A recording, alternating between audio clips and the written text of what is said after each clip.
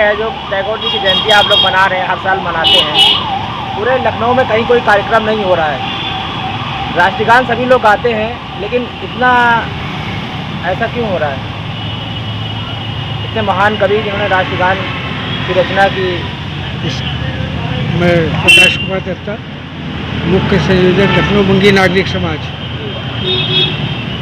आपका प्रश्न बड़ा वाजिब है और इसका उत्तर ये है कि एकमात्र रविन्द्रनाथ टैगोर जी हैं जिनके जन्मतिथि के ऊपर लोग विभाजित हैं।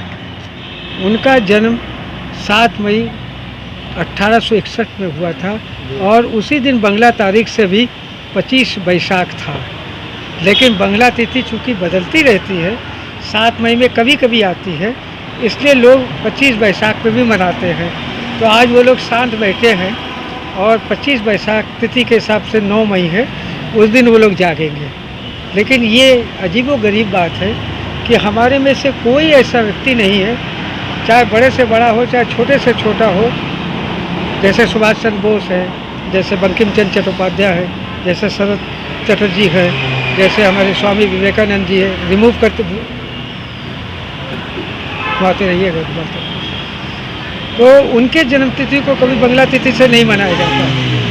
ये बड़ा आश्चर्य की विषय है। जो पहले व्यक्ति जिन्होंने हम लोगों को बंगला भाषा सिखाया, उनका नाम था ईश्वर चंद्र विद्यासागर। उसके बाद आते हैं बंकिम चंद्र चट्टोपाध्याय, उसके बाद आते हैं माइकल मधुसूदन दत्ता, उसके बाद आते हैं गजोधर चट्टोपाध्याय जो रामकृष्ण मिशन के संस्थापक हैं, उसके बाद आते हैं हमारे कविवर 1861 में ये आते हैं। उसके बाद आते हैं हमारे गुरुदेव स्वामी विवेकानंद, जिनका असली नाम नरेंद्र नाथ दत्ता भी था।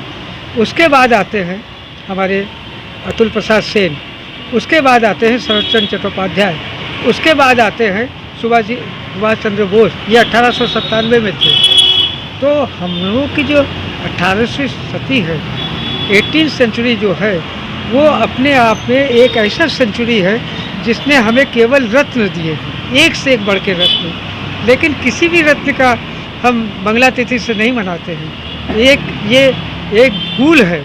अगर हम बंगला तिथि से ही मनाए तो हमें हर एक का मनाना चाहिए। तो हम हर एक को क्यों छोड़ते हैं? और सब एक से बढ़ के एक थे भाई। 1861 कहाँ, 1822 कहाँ, 1838 कहाँ, 1839, तो हम 1861 पे क्यों रुक गए? ये एक तार्किक विषय है, क्योंकि जब उनका जन्म हुआ था जोड़ा शाखों में, सुबह 4:02 पे उनका जन्म हुआ था। उस वक़्त की जो तारीख थी वो 7 मई थी।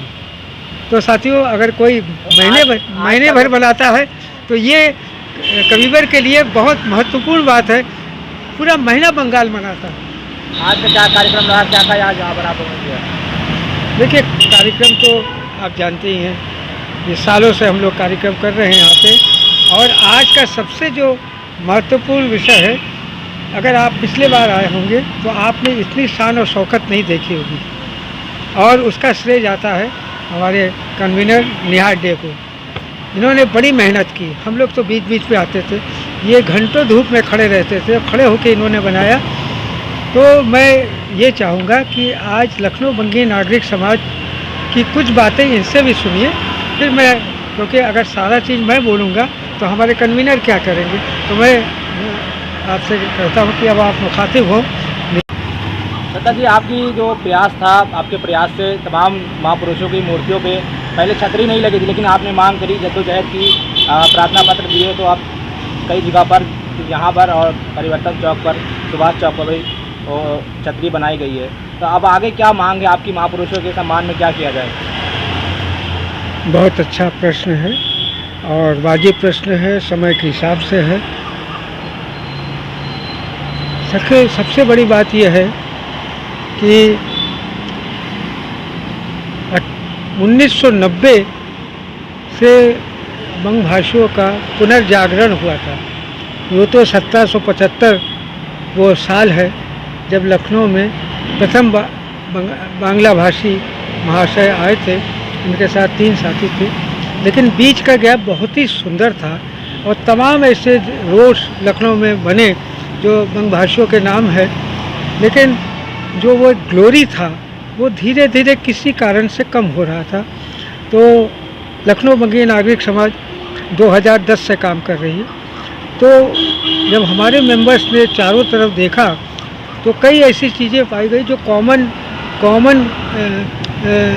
यूज़ के लिए था और कॉमन सेंस के लिए था और कॉमन इंटरेस्ट के लिए था। तो हम लोगों ने ये पहला हमारा कार्यक्रम यही शुरू हुआ था कि हम जितने छतरियों को देखते थे, जो नेताओं को महापुरुषों के लगे थे, उस पर छतरी नहीं था। अब होता है क्या था कि कभी मौसम ख़राब है, कभी मौसम गर्म है, कभी ठंडा है, कभी, तो वो हमारे महापुरुष खड़े रहते थे, जिसमें सुभाष चंद्र बोस थे, जिसमें अशोक कुमार पे जाइए, कई मूर्तियाँ, जवाहरलाल नेहरू का भी। तो हम लोगों ने ये डिसाइड किया कि भारत सरकार को उत्तर प्रदेश सरकार के माध्यम से ये लिखे, जो कि हर अखबारों में आया था, कि इनके ऊपर छतरियाँ लगा दी। देखिए, रिबन काटना बहुत आसान है, लेकिन रिबन काटने के बाद जिस मूर्ति को आपने बनाया है उसको इज्जत देना बहुत बड़ी बात है। कभी चिड़िया बैठ रही, कभी कुछ कर रही। तो ये मुहिम हम लोग चलाए और अब वो झंडे वाली पार्क को लेकर और रिफायम क्लब जो है उसके लिए क्या मैंने मांग है, क्या वहाँ पर देखिए ऐतिहासिक धरोहर है लखनऊ? देखिए, रेफेआम क्लब जो है वो तो मेरा अपना बैडमिंटन क्लब था। मैंने उसके ऊपर बैडमिंटन की शुरुआत की थी। बैडमिंटन मैंने वहीं से सीखी थी और तब जो फ्लोर था वो वुडन फ्लोर था। और वुडन फ्लोर क्यों था? वुडन फ्लोर बैडमिंटन के लिए नहीं था। जो ब्रिटिश क्वीन और रजवाड़े होते थे, रॉयल वाले होते थे, वो उसके ऊपर बॉल डांस करते थे। तो बॉल डांस के लिए ज़मीन नहीं चाहिए बल्कि लकड़ी का प्लेट चाहिए होता। तो हम लोग शाम को देखा भी करते थे, लेकिन कहीं ना कहीं दिल में ये बात थी कि ये हमारी आज़ादी की चीज़ है।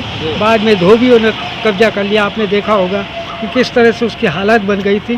तो ये मैंने पत्र में लिखा है, हमारे राज्यपाल जी को भी लिखा है। और झंडे वाले पार्क के लिए तो मैंने ये लिखा है कि उसके केयर टेकर था पांडे परिवार बहुत सालों से था, उसको भी वहाँ से हटा दिया गया है। देखिए, ऐसा है कि आदमी अगर रिटायर हो गया तो हटेगा ही, दूसरा आदमी आएगा। लेकिन इन सब डिपार्टमेंट पे क्या होता है, जैसे नगर निगम है, जैसे एलडीए है, अब उसकी देख रेख करने वाला कोई नहीं है। कोई बात भवन ऐसे उजाड़ ऐसा पड़ा है कि एक साथ तो हर काम नहीं होता है। अब जैसे मैंने चार द्वार के लिए हमने रिक्वेस्ट किया, पता नहीं किससे मेरी बात हो रही थी, हाँ पेपर में भी आया था कि काकोरी कांड के जो चारों मेन व्यक्ति थे जिनको फांसी हुई थी, वो उसके सामने जो धर्मशाला था, क्या नाम है उसका, जगत सिनेमा के बगल वाला, छेदीलाल धर्मशाला, प्लानिंग वहाँ से लेके उस झंडे वाले पार्क में हुई थी। जाड़े का मौसम था, जाड़ा आने वाला था, लखनऊ में मूंगफलियाँ बिकती है, वो लोग मूंगफली खा करके काकोरी कांड तैयार किया था। अब काकोरी कहाँ है? बाजपुर में जो गांव है वो बाजनगर वहाँ पे, और स्टेशन क्या है? काकोरी है। तो उन्होंने वहाँ प्लानिंग की थी, लेकिन जब साइकिल से चले, उस वक़्त किसी के पास गाड़ी नहीं था, कुछ नहीं था, तो जब गए तो गाड़ी निकल चुकी थी। सहारनपुर पैसेंजर लखनऊ जो आती है वो निकल चुकी थी। दूसरे दिन इन्होंने 9 अगस्त को अटेम्प्ट किया, लेकिन इनकी किस्मत उतनी अच्छी नहीं थी।